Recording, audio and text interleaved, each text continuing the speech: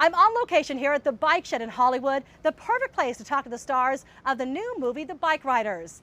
And actress Jodie Comer told me how important it was to give a female perspective to the often male-dominated world of biking. From the beginning? Yes, please.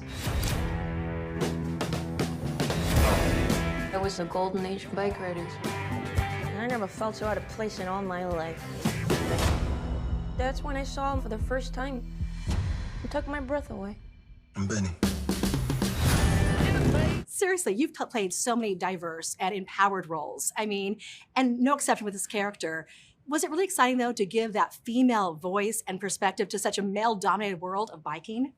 Yeah, it was amazing, and I think it's quite unique in that sense. You know, I think it was an interesting perspective. I think also, like, it felt like to me when Kathy spoke to Danny, it was like she was being asked for the first time what she thought, and as a result of that, she spoke an awful lot. You know, she was a vandal through her marriage to Benny, and I think because of that was always kind of on the periphery, and also as a woman was able to see, you know, the kind of behavior of this man for what it was, whether that be like the vulnerability that they're not showing, or how they're being dishonest, or maybe how they are playing a part and not kind of truly being themselves, or running away from a problem. And Kathy was by no means perfect, you know, but I think it was just like, it was a very interesting viewpoint.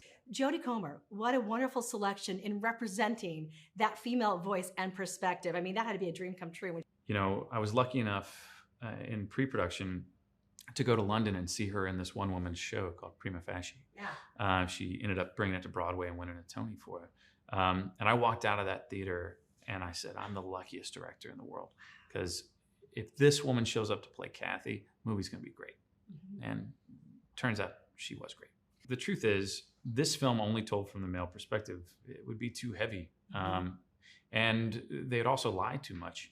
You know, Kathy has an authenticity to her. In the book, the interviews with this real woman, it just leapt off the page. And Jodie just absorbed all of that part of the character. And she really brought it to life. You can't have him. If he wants to ride a bike, he'll ride a bike. I mean, from Easy Rider to, like, you know, John Travolta and the T-Birds of Greece, Hollywood has had a long-standing fascination with the biker culture. After doing this movie, do you guys have a new understanding of that love affair? Gosh, I would say like appreciation. You know what I mean? It's like it was a world that I didn't know about, like Kathy didn't, and I think just realizing the kind of sense of community and identity these people found in this subculture, and the kind of bonds and relationships that are formed within it.